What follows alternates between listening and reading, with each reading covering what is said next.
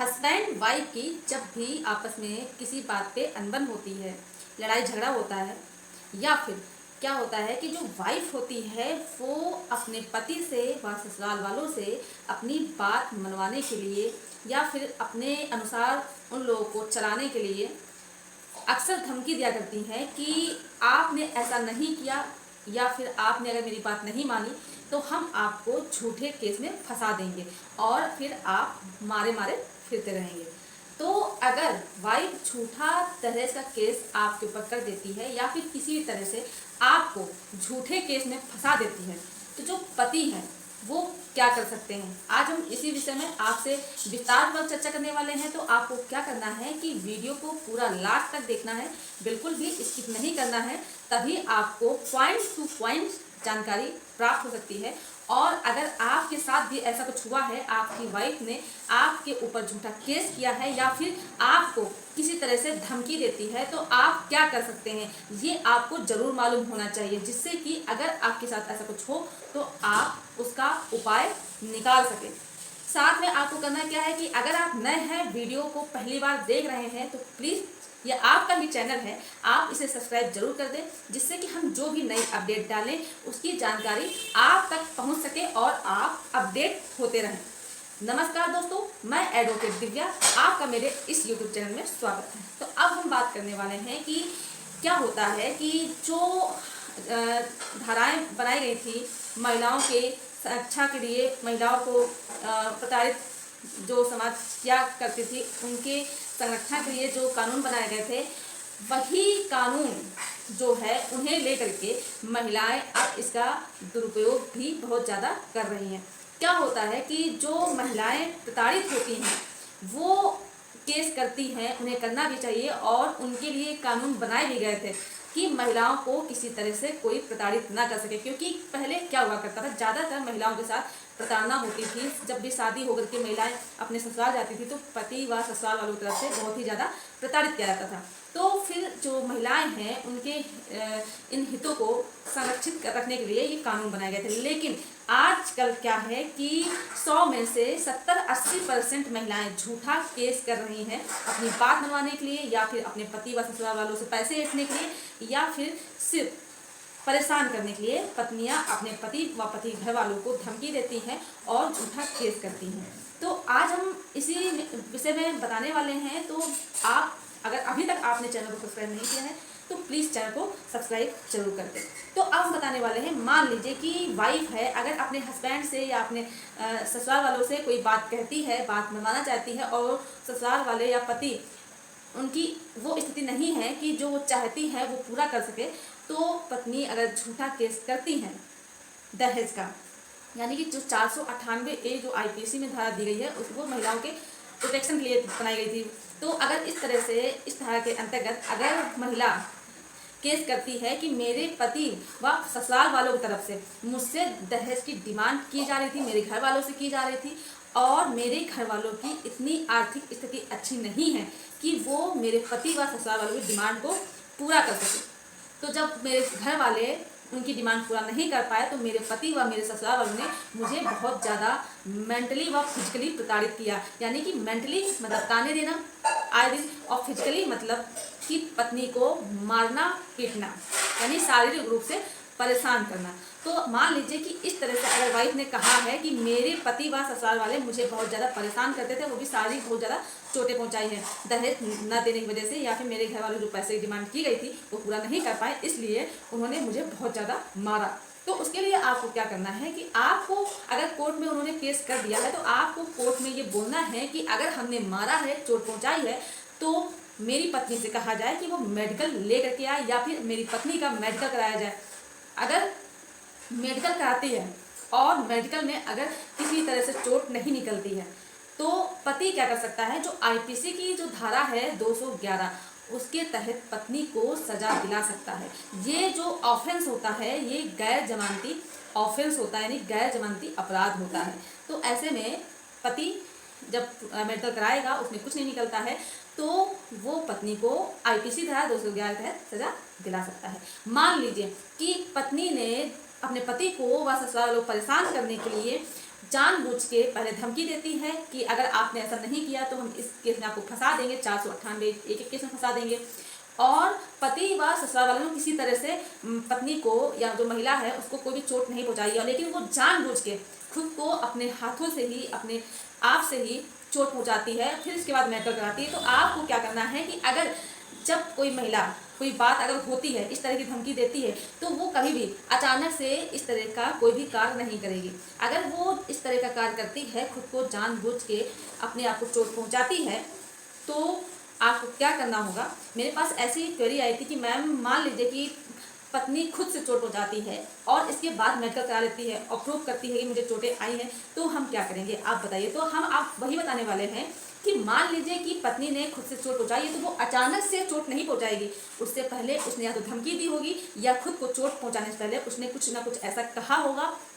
जिसकी वजह से वो इस तरह का कार्य कर रही है। तो मान लीजिए कि अगर आपकी वाइफ इससे पहले आपको धमकी दे चुकी है इस तरह से कि अगर आपने ऐसा नहीं किया तो हम आपको इस केस में फंसा देंगे, हम खुद से अपने आप को चोट मार लेंगे और ये प्रूव कर देंगे कि हाँ आप लोगों ने मारा है। तो ये अगर आपकी वाइफ ने इस तरह से कुछ कहा, या फिर मान लीजिए कि खुद को चोट पहुंचाने से पहले उसने जो भी कहा है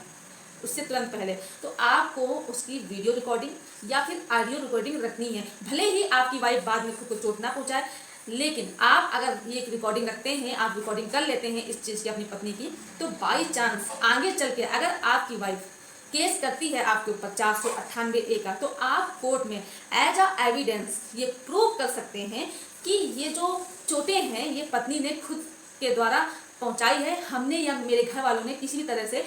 मेरी पत्नी को किसी ने चोट नहीं पहुंचाई है, चाहे वो शारीरिक हो या मानसिक हो, किसी तरह से हम लोगों ने परेशान नहीं किया है। और इस तरह से जब आप कोर्ट में वैलिड प्रूफ दिखाएंगे, आपके पास वैलिड प्रूफ होगा और आप कन्विंस कर लेते हैं, तो आप इस केस से बच सकते हैं और वाइफ को सजा दिला सकते हैं, जो कि हमने आपको पहले IPC की धारा बताई। अगर मान लीजिए कि आपकी वाइफ है, उसने झूठा केस किया हुआ है, तो आपका व्यवहार कैसा है आप उसे प्रूव कर सकते हैं। मान लीजिए कि आपकी वाइफ ने झूठा केस किया है कि मेरे पति इस तरह से हैं, वो इस तरह से डेली मुझे मारते हैं, मुझे परेशान करते हैं, शराब पी के आते हैं, मुझे मारते हैं, दहेज की डिमांड करते हैं, या फिर किसी तरह से भी उसने जो भी आरोप लगाए हैं, तो उसे आपको ही प्रूव करना रहेगा। आपको क्या करना रहेगा कि आपके यहाँ अगर दूसरी बहू है तो उसे, या फिर जो भी आस पड़ोस के सम्मानित व्यक्ति हैं जो आपके नज़दीक रहते हैं, उन्हें आप कोर्ट में ले जा सकते हैं और उनकी गवाही दिला सकते हैं। वो बताएंगे कि आपका व्यवहार कैसा है, आप किस तरह से रहते हैं, और फिर इसके बाद अगर आप कोर्ट को कन्विंस कर लेते हैं तो आप इस झूठे केस से बच सकते हैं। तो आपको क्या करना है कि आपको सम्मानित व्यक्ति को, या फिर आपके यहाँ अगर दूसरी बहू है तो उसे आप गवाह के रूप में कोर्ट में ले जा सकते हैं। इसके बाद मान लीजिए कि जो आप शादी में गिफ्ट लेते हैं, चाहे वो पति की तरफ से हो या पत्नी की तरफ से हो, अगर पत्नी के घर वाले पति के घर वालों को कोई चीज़ देते हैं तो उसकी रसीद जरूर होनी चाहिए, और पति अगर कोई चीज़ देता है तो उसकी भी रसीद होनी चाहिए। क्या है कि अगर पत्नी आगे चल के केस करती है कि मुझसे दहेज की डिमांड की गई, इतने लाख रुपए मुझसे मांगे जा रहे थे जो कि हम नहीं दे पाए, इस वजह से मुझे परेशान किया गया है, तो ऐसे में क्या होगा कि आप कोर्ट में दिखा सकते हैं कि मुझे दहेज की ज़रूरत ही नहीं थी, ना ही मैंने इस तरह से कभी कोई डिमांड की, और आप खुद देखिए ये बिल हैं और इतनी सारी चीज़ें मैंने खुद अपनी पत्नी को या अपनी बहू को दिया हुआ है, तो हम आखिर अपनी बहू से या अपनी पत्नी से दहेज की डिमांड क्यों करेंगे, क्योंकि हमने खुद ही दे रखा है इतनी सारी चीज़ें। और बाई चांस आगे चल के कभी अगर आपकी वाइफ झूठ बोलती है कि मेरे पिताजी ने, मान लीजिए कि उनके शादी में 2 लाख आपको दिया गया, लेकिन हो सकता है कि आपकी वाइफ झूठा भी केस में लिखवा सकती है कि मेरे पिताजी ने 20 लाख रुपये दिए हैं, तो आप अगर पैसा ले रहे हैं या लड़की के घर वाले आपको पैसा दे रहे हैं, तो हमेशा याद रखिए, चाहे वो लड़की के पक्ष के हों लोग या लड़के के पक्ष के लोग हों, ये दोनों के लिए ही लाभदायक है कि अगर पैसा मिल रहा है आपको तो आपको बाई चेक या बैंक के थ्रू ही पैसा लेना है, जिससे कि आप आगे चल के ये प्रूव कर सकें कि हमने इतना पैसा नहीं लिया है। और अगर जो मेरी बीवी ने बोला है कि इतना पैसा दिया है, तो उसे वो प्रूव करे कि हाँ हमारे पिताजी ने 20 लाख रुपये दिए हैं और इस तरह से दिए हैं। और जो लड़की के घर वाले होते हैं वो भी एज अ एविडेंस आगे चल के अगर कोई बात आती है तो वो भी दिखा सकते हैं कि हमने बैंक के थ्रू इतना पैसा लड़के के घर वालों को या फिर लड़के को दिया हुआ है। तो ये दोनों के लिए ही लाभदायक है। तो जो भी लड़की घर वाले हो चाहे लड़के घर वाले हो, कोई भी चीज़ देते हैं, पैसा देते हैं, तो उसका जो बिल होता है वो संभाल के रखें। इसके साथ साथ क्या है कि अगर मान लीजिए कि आपकी वाइफ है, वो आपको आए दिन धमकी दे रही है किसी बात पे या अपनी बात में मानने के लिए कि मुझे जो है अगर आपने इस तरह से नहीं किया तो हम आपके ऊपर केस कर देंगे कि आप इतना पैसा मांग रहे थे या मुझे इतना पैसा चाहिए। तो अगर इस तरह से आपको धमकी मिलती है तो आप अपनी वाइफ को 383 व 384 के तहत अपनी वाइफ को सजा दिला सकते हैं। ये लेकिन साबित करना पड़ेगा। ये आपकी जिम्मेदारी है कि जो भी केस में लिखा है उसे आप झूठा साबित करें। आपके पास प्रूफ होना चाहिए और प्रूफ तभी होगा जब आप सही होंगे। अगर आप सही नहीं हैं तो कोई फायदा नहीं है। अगर आप सही हैं, आपने इस तरह से कभी कुछ नहीं किया है कि अपनी पत्नी को प्रताड़ित नहीं किया है या फिर कुछ भी ऐसा नहीं किया है, तो आपके पास प्रूफ होगा। आप उसे कोर्ट में प्रूफ कीजिए और साबित कीजिए कि आपकी वाइफ ने झूठा केस किया है। और मान लीजिए कि आप साबित कर देते हैं और पत्नी का केस झूठा निकलता है, तो आप अपनी वाइफ को धारा 383 व 84 के तहत 3 साल तक की सजा दिला सकते हैं, जो कि गैर जमानती होगा। अब मान लीजिए कि कई बार ऐसा होता है कि जब कोई वाइफ अपने पति व ससुराल वालों पर कोई केस करती है तो क्या करती है कि जो भी घर में मौजूद होते हैं, देवर जेठ और सास ससुर, अपने पति, सबका नाम लिखवा देती है। इसके साथ में क्या होता है कि जो नंद होती है, अगर शादी हो जाती है, वो घर में नहीं भी रहती है, कहीं बाहर कहीं दूर उसका ससुराल होता है, लेकिन फिर भी जब वो केस करती है तो उसमें अपने देवर जेठ सास ससुर के साथ साथ अपनी नंद का भी नाम लिखवाती हैं, जो कि दूर दूर तक उनका कोई भी कनेक्शन नहीं होता है। वो लोग जल्दी जल्दी नहीं आ पाते, ना ही इस तरह का कोई कार्य करते हैं कि उनके ऊपर केस किया जाए। लेकिन वो महिला अपने ससुराल वालों को परेशान करने के लिए, ससुराल वाले के एक एक सदस्य को परेशान करने के लिए वो केस में यानी कि जो झूठा केस है वो लिखवा देती है। तो मान लीजिए कि अगर आपकी वाइफ ने पूरे घर वालों का नाम लिखवाया है, साथ में जो लोग दूर रहते हैं उनका भी नाम लिखवा दिया है, तो वो जो महिला है उसको आप सजा दिला सकते हैं, जो कि आईपीसी की जो धारा होती है 504, उसके तहत आप अपनी वाइफ को सजा दिला सकते हैं। अब मान लीजिए कि आपकी वाइफ केस करने जाती है और आपको वहाँ थाने में आप ये साबित कर देते हैं कि आपकी जो वाइफ है उसने जो सरकारी कर्मचारी को सूचना दी है, जो मुकदमा दर्ज कराया है, वो झूठा है। अगर ये आप साबित कर देते हैं कि आपकी वाइफ ने झूठा मुकदमा लिखवाया है, झूठी सूचना दी है, तो आप उसको जो धारा है 177 उसके तहत आप सजा दिला सकते हैं। झूठा जो है जानकारी देने के लिए, झूठी सूचना देने के लिए आप अपनी बीवी को सजा दिला सकते हैं। मान लीजिए कि आपकी वाइफ ने झूठे केस किए हैं, अब आप बहुत ज़्यादा परेशान हैं, आप या फिर आपकी वाइफ ने कई लोग नाम लिखवाए हुए हैं, उनमें से आप कुछ लोग नाम हटवाना चाहते हैं, या फिर आपके पास आप चाहते हैं कि ये जो अपराध यानी कि जो सज़ा लिखवाई है, जो केस किया है, ये केस ख़त्म हो जाना चाहिए और आपके पास प्रूफ है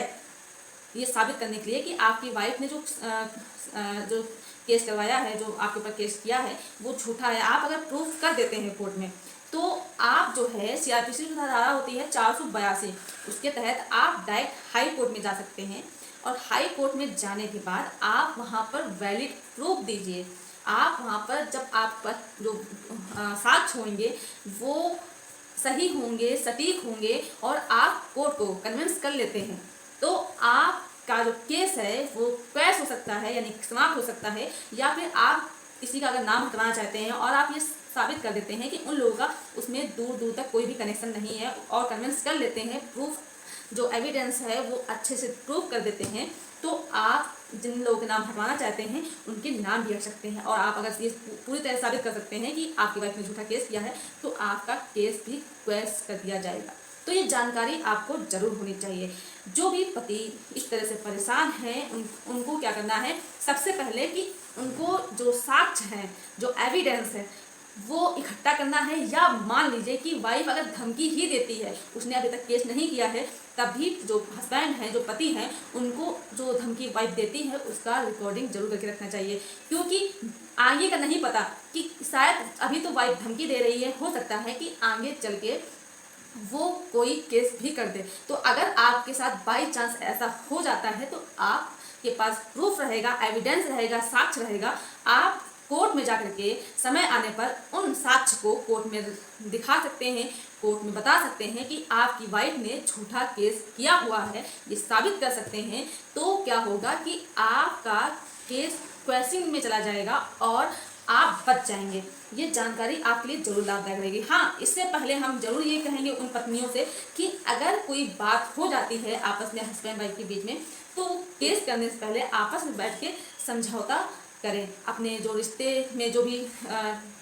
दरार पड़ी है उसे समाप्त करने की कोशिश करें, आपस में बैठ करके सुलझाने की कोशिश करें, ना कि कोर्ट में जाए और ना ही वो किसी तीसरे व्यक्ति को अपने रिश्ते में आने दें या उनको इंक्लूड करें। क्योंकि क्या होता है कि जो तीसरा व्यक्ति आता है वो आप दोनों के बीच में दूरियां ही बढ़ाएगा। बहुत कम लोग होते हैं जो सही चीज़ समझाते हैं। तो ये आप लोगों की जिम्मेदारी है कि आप लोगों को रिश्ते को बचा रखना है। तो मेरे द्वारा दी गई जानकारी आपको जरूर लाभदायक रही होगी। अगर आपको मेरे द्वारा दी गई जानकारी पसंद आई हो तो ये वीडियो और भी अपने दोस्तों को, मित्रों को, रिश्तेदारों को जरूर सेंड करें, क्योंकि अगर वो इस तरह से परेशान हो रहे हैं या फिर उनको इस तरह की धमकी मिल रही है, उन्हें लगता है कि केवल वाइफ धमकी ही दे रही है, वो केस नहीं करेगी, लेकिन फिर भी ये वीडियो उन्हें जरूर भेजें जिससे कि उन्हें इस चीज़ की जानकारी हो जो वीडियो में हमने बताया हुआ है। अगर जानकारी पसंद आई हो तो वीडियो को लाइक जरूर कर दें, ज़्यादा से ज़्यादा लोगों को शेयर जरूर कीजिए। और अभी तक भी अगर आपने चैनल को सब्सक्राइब नहीं किया है तो प्लीज़ चैनल को सब्सक्राइब जरूर कर दें। धन्यवाद।